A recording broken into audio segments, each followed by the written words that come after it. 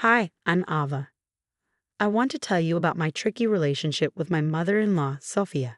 She always seemed to make things hard for me. Sophia had old-fashioned ideas and never really liked me.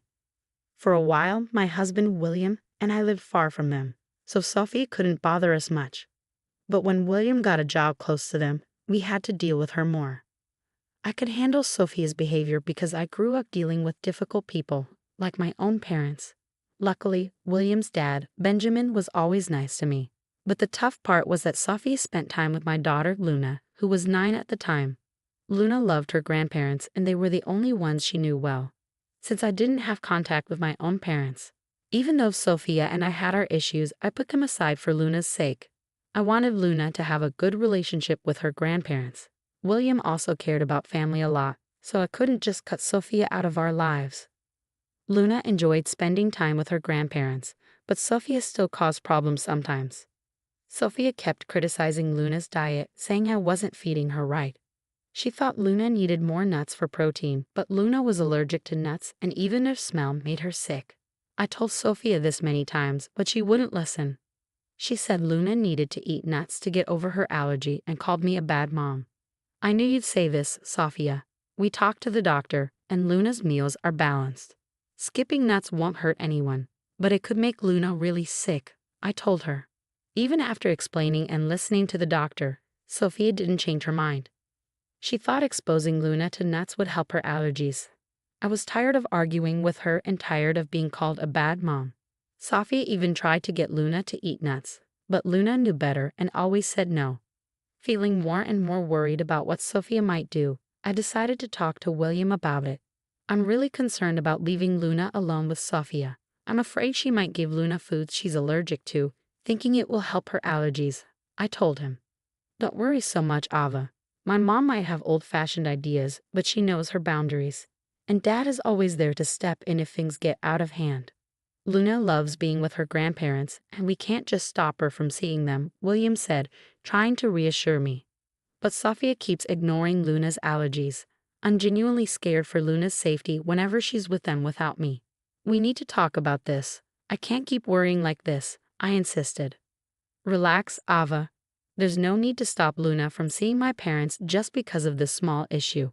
Luna loves being with them, you know? And if you're worried about Mom, I'll talk to her. She'll listen to me, William assured me. His words made sense. Luna really enjoyed being with her grandparents, so I couldn't bring myself to stop her. If Luna had ever said she didn't want to see them, I would have respected her decision. But I didn't realize that even William couldn't change Sophia's behavior. Things came to a head at Luna's 11th birthday party. Benjamin and Sophia were invited, and they said they'd come. Sophia seemed really excited, which made me uneasy, though I didn't know why. When they arrived early, it surprised me because Sophia usually avoided being around me. She gave Luna a big present wrapped in birthday paper and said, "Happy birthday, Luna. Here's your gift. Grandma got you something really special." Luna thanked Sophia, and then Sophia said, "Wow, that's a big gift. What's inside, Grandpa?"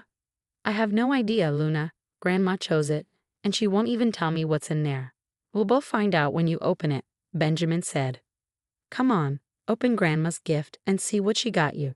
I bet you'll love it, sweetie. I'll be your favorite grandma ever," Sophia said excitedly. "I can't wait to see what you got me, Grandma. I'm so excited." "We'll open all the gifts after we cut the cake, Luna.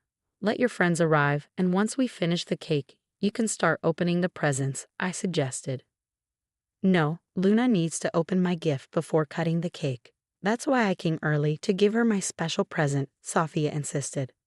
Despite feeling suspicious about Sophia's behavior, Luna seemed genuinely happy to get such a nice gift from her grandma. The big, heavy package made Luna even more excited, and she couldn't wait to see what was inside.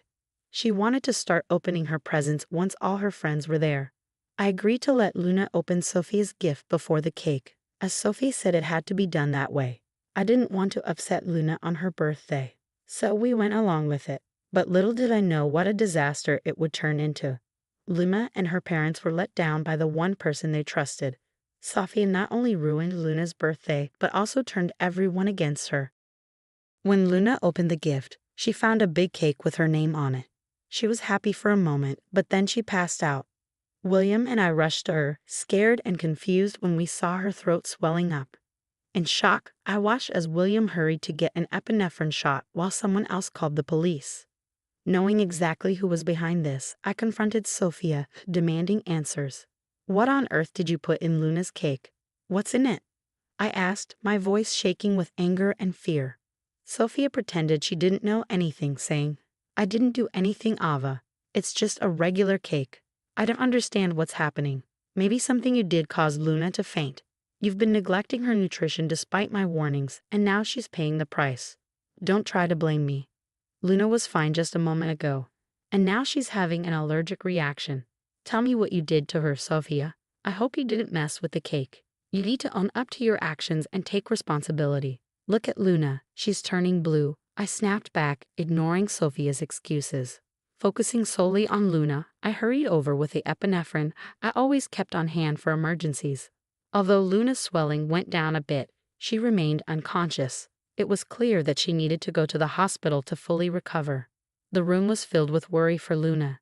Tears welled up in my eyes, and even William looked close to crying. Sophia, who was already in tears, seemed scared. In that moment, I decided to cut open the cake to see what was inside. What I found shocked me to the core. I demanded answers from Sophia, questioning her sanity for putting nuts in the cake. "Sophia, what were you thinking? You ignored my warnings and put nuts in the cake, putting Luna's health at risk. How could you be so careless?" "I only wanted to help Luna, not hurt her. I didn't like that Ava was so strict about Luna's diet. While it's true Luna might have reactions sometimes, I thought gradually giving her nuts could help," Sophia argued. My frustration boiled over when I confronted Ava, saying, "Are you crazy? Our daughter is allergic to nuts. She could have died from this reaction. Who gave you the right to decide how to handle her allergies? Look at the mess you've made. I'm Luna's grandma, and I have the right to take care of her. She'll be fine. You're all overreacting. You're just trying to scare me for no reason. I'm sure this is all part of Camilla's plan to make me look bad. But listen, Sophia, if things go my way today, you'll be in big trouble. Right now, all I care about is Luna's health," I said firmly.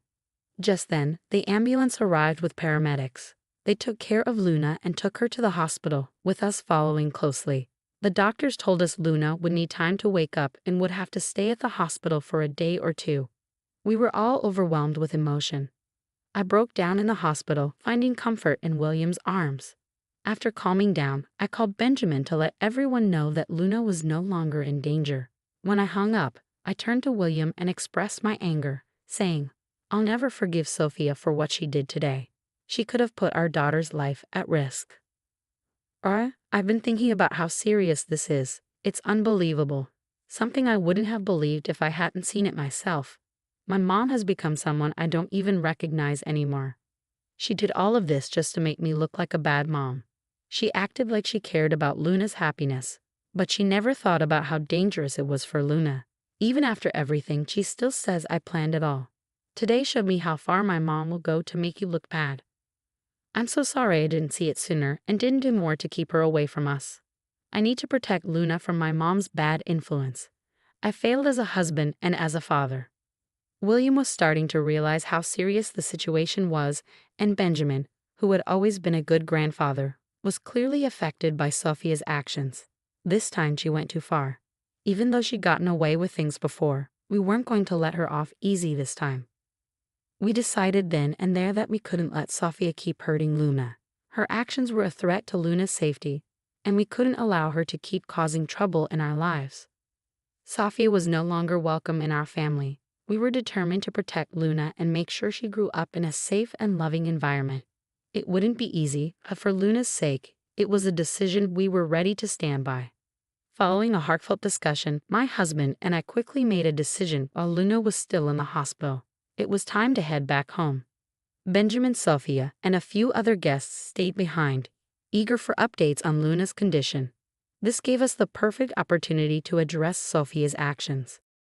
When we got home, 4 hours had passed since the incident. In the living room, we found Benjamin scolding Sophia while she seemed indifferent, busy on her phone. The untouched birthday cake sat sadly beside them, a painful reminder of what had happened. Despite my sadness, I held back my emotions. When they noticed us, Benjamin and Sophia hurried over. I just got an update, I said. Luna is in good hands and she'll recover soon, although she's still unconscious. The doctors are hopeful.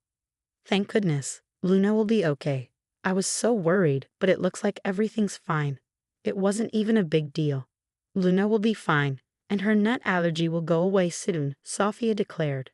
In that moment, William unleashed his anger on Sophia, scolding her for everything she had done. Benjamin joined in, expressing his disappointment, and the guests, visibly shocked, stared at Sophia with disapproval. I, too, was filled with rage. I've had it with you, Sophia, I declared. We've given you so many chances to change. Even after your actions put my daughter in the hospital, you show no remorse. This is it.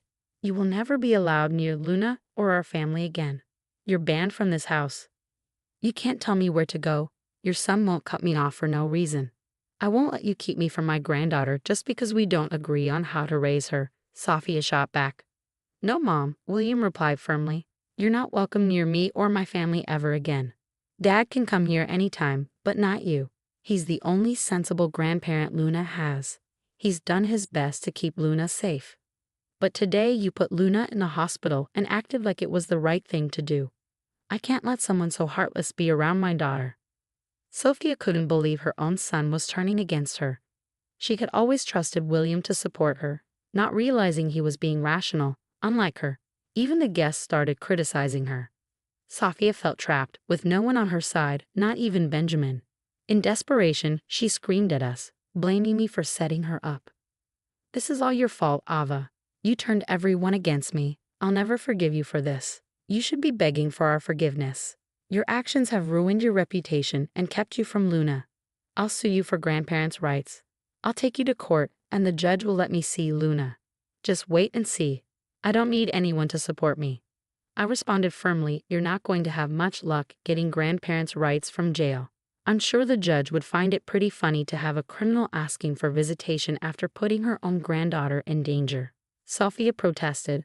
What are you talking about, Ava? Why would I go to jail? I didn't do anything wrong. Didn't do anything? I shot back. What you did is a crime, Sophia. You can be arrested for knowingly exposing a child to allergens. It's considered a form of poisoning. Maybe you didn't realize it, but William and I did. We've already called the police on you. And look, here they come now to arrest you. Sophia, in denial, insisted, no, you're lying. This can't be happening. You can't arrest me for this. Sophia's panicked expression showed her desperation as she begged us to drop the charges. Tears flowed down her face, and she started to panic. Just then, 2 officers came in and told her she was under arrest. She clung to our hands, begging us not to send her to jail. William remained unmoved, telling the cops to take her away, while I gave Sophia a cold look, showing that her deceitful game was over. In a last attempt, she turned to Benjamin for help, begging him to do something. Benjamin, please. You can't let your wife get arrested like this, she pleaded.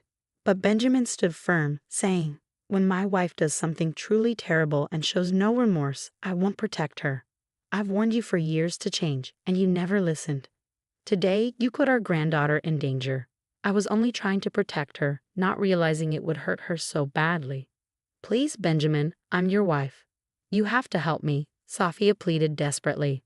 But William stood by his decision, saying firmly, Sophia, I've already cut you out of my life. It's the right thing to do. And I plan to do the same. Tomorrow, I'll talk to a divorce lawyer. I want to end this as soon as possible. I won't stay with someone like you. I'll protect my granddaughter and my kids from you. Sophia was shocked and pleaded desperately, no, Benjamin. You can't do this to me. I'm your wife. Ignoring her, Benjamin told the cops to take her away. Sophia continued crying and begging for help, bringing a tumultuous end to an event that had long concluded.